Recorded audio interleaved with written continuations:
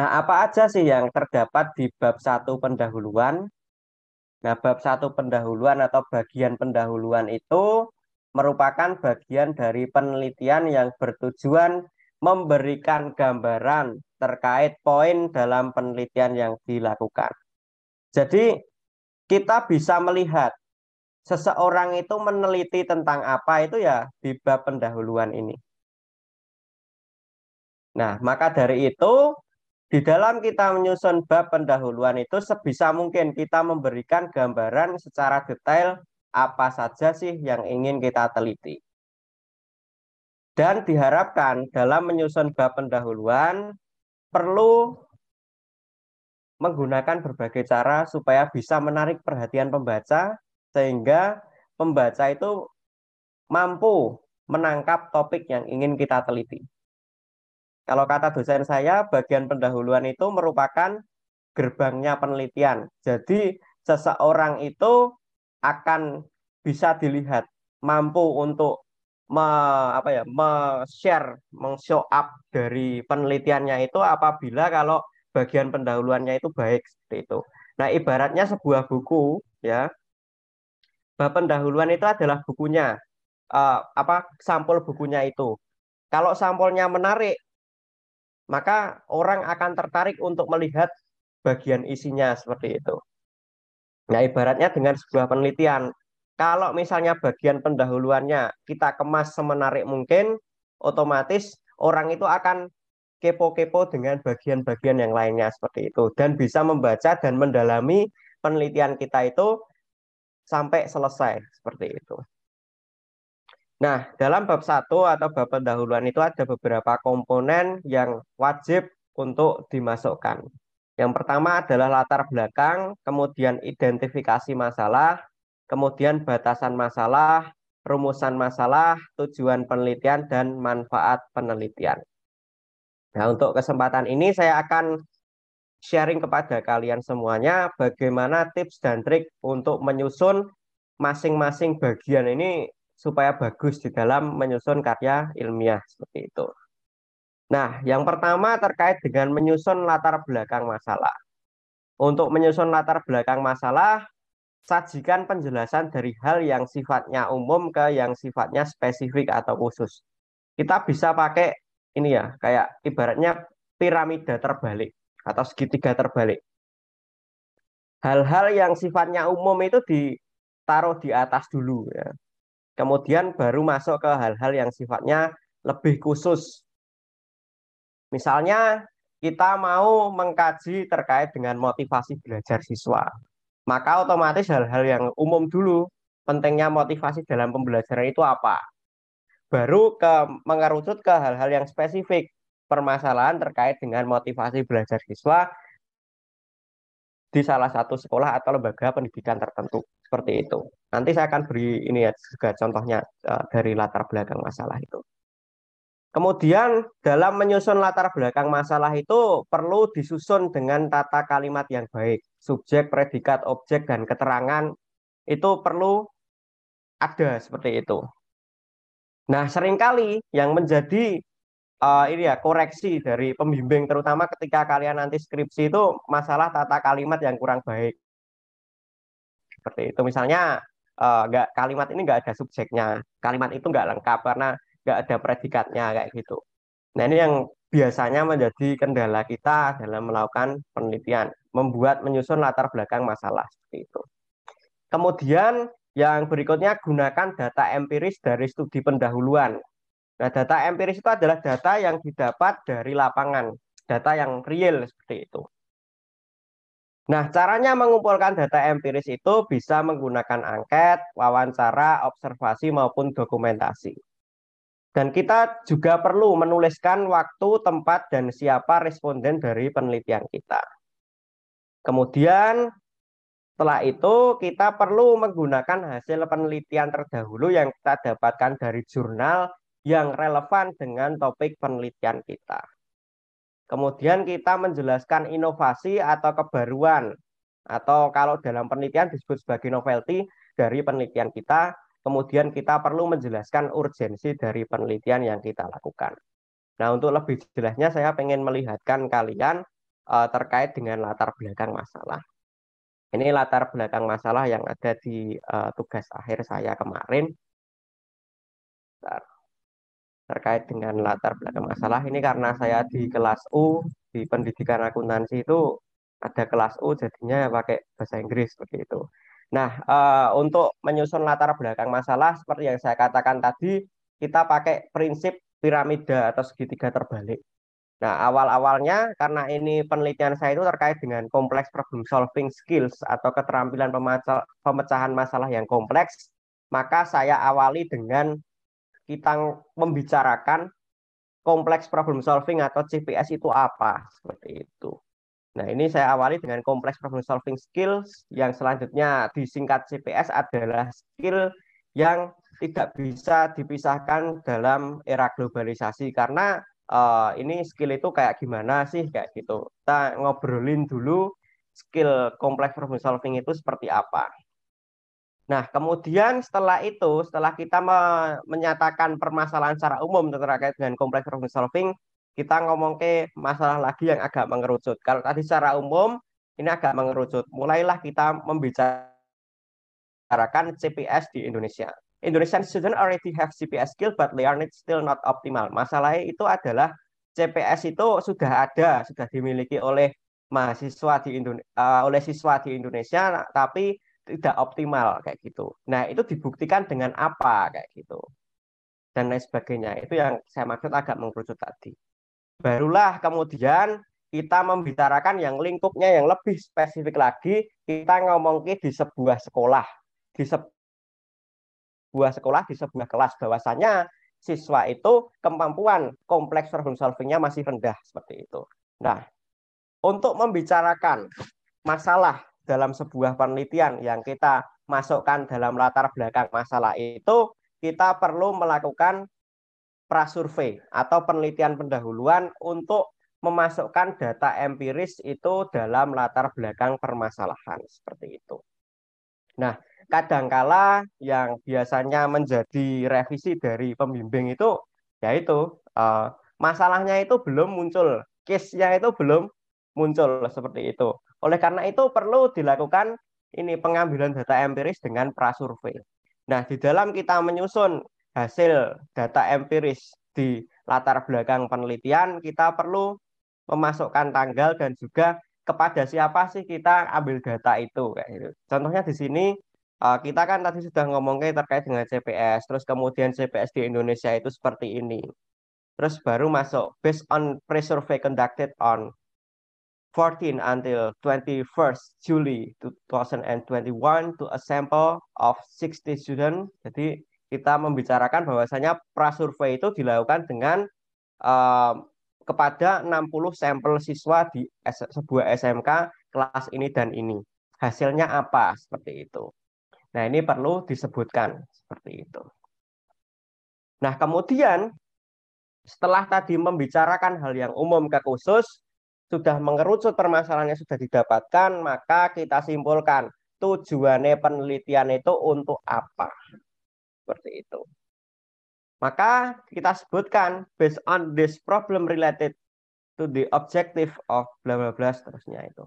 Berdasarkan permasalahan-permasalahan di atas, maka kita pengen melakukan penelitian terkait apa. Kalau contohnya di sini, saya pengen melakukan penelitian terkait dengan pengembangan media pembelajaran ELKPD seperti itu.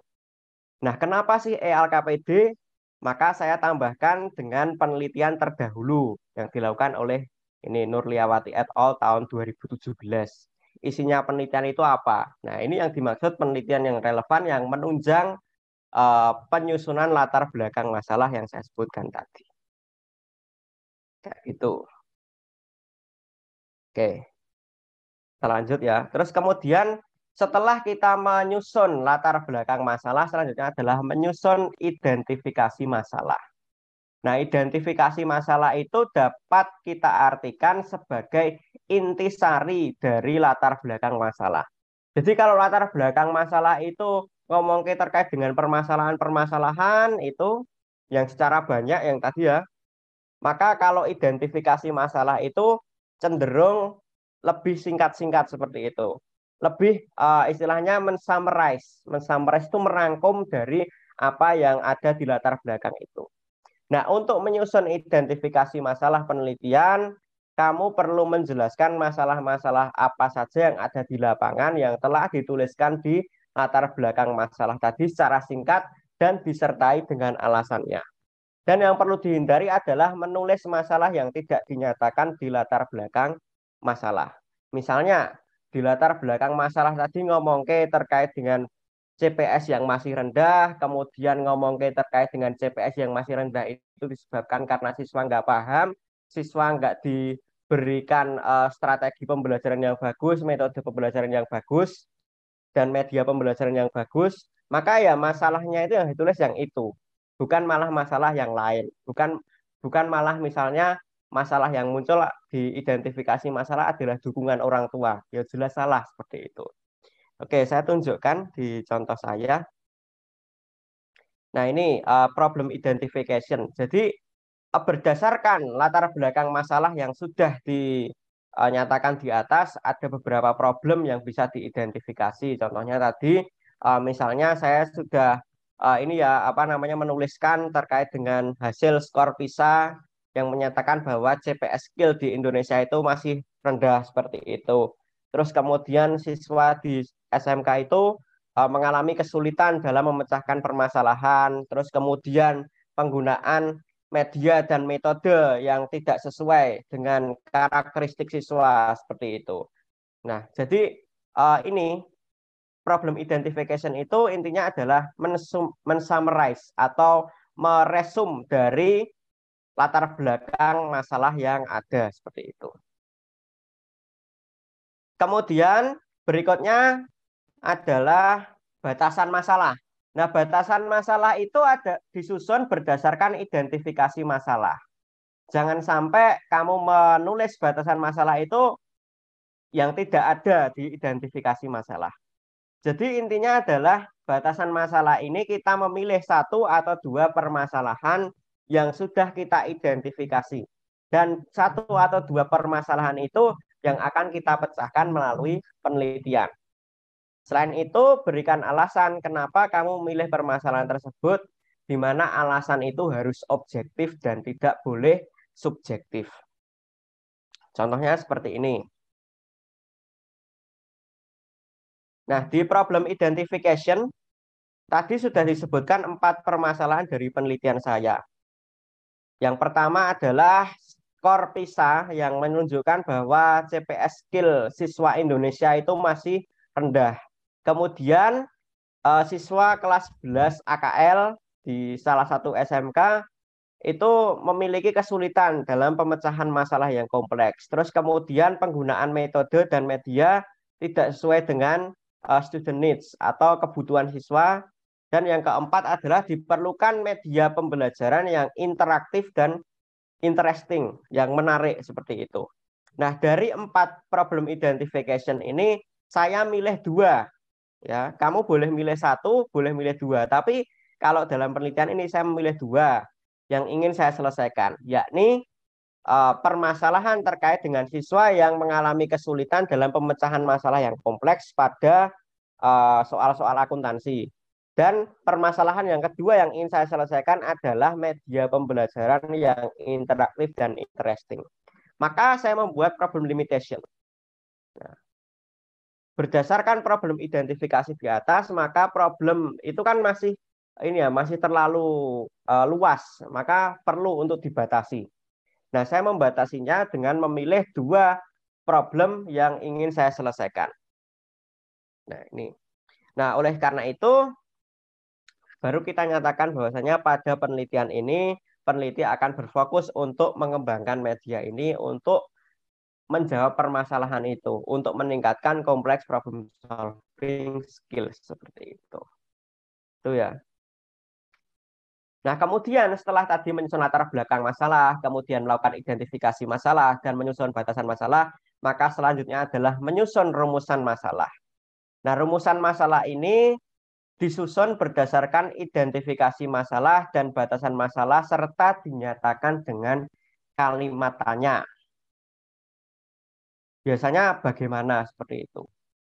Bagaimana pengaruh antara ini variabel ini dengan variabel ini, kayak gitu.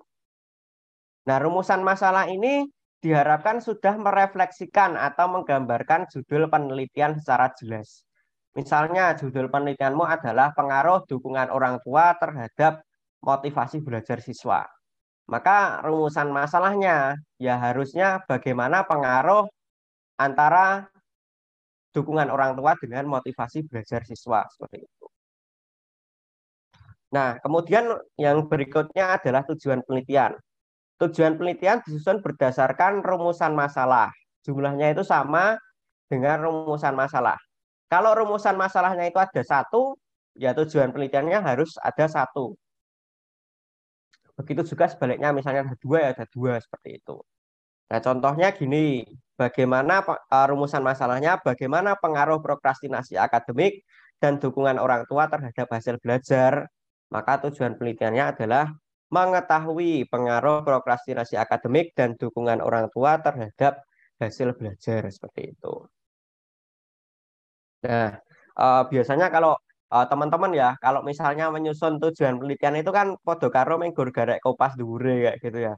Terus ditambahi mengetahui seperti itu. Nah, yang perlu diperhatikan adalah yang namanya tujuan penelitian itu diakhiri dengan tanda titik. Nah, biasanya teman-teman itu ini kalau kopas itu kebanyakan sampai tanda tanyanya itu juga ikut ke kopas, jadinya eh, ya revisinya di situ seperti itu. Oke. Selanjutnya adalah manfaat penelitian. Manfaat penelitian ada dua, yaitu manfaat teoritis dan manfaat praktis. Kalau manfaat teoritis itu terkait dengan kontribusi penelitian kita untuk pengembangan ilmu pengetahuan. Apakah penelitian kita itu bertujuan melengkapi yang belum ada sebelumnya, atau menyempurnakan yang ada sebelumnya, atau justru suatu penelitian itu malah bisa mematahkan teori yang sebelumnya sudah ada, seperti itu. Kemudian yang kedua adalah manfaat praktis. Manfaat praktis itu adalah manfaat penelitian untuk pihak-pihak tertentu. Misalnya kalau penelitian kita itu dilaksanakan untuk pembelajaran ya, pembelajaran di kelas, misalnya penelitian bentuknya penelitian PTK atau Classroom Action Research, kan tujuannya untuk memperbaiki pembelajaran, maka manfaat penelitian itu akan dirasakan oleh guru dan siswa.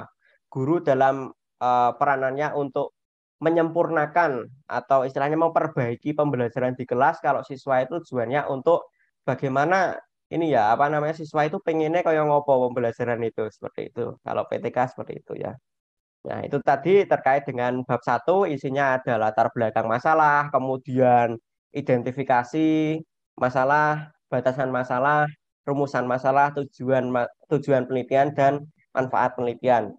Nah, itu semuanya harus istilahnya harus runtut, tidak boleh dibolak-balik, dan harus konsisten ya dari awal sampai akhir. Misalnya di latar belakang masalah ngomongnya terkait dengan masalah A, ya berikutnya juga harus konsisten dengan masalah A tersebut. Jangan sampai membelok-belok seperti itu.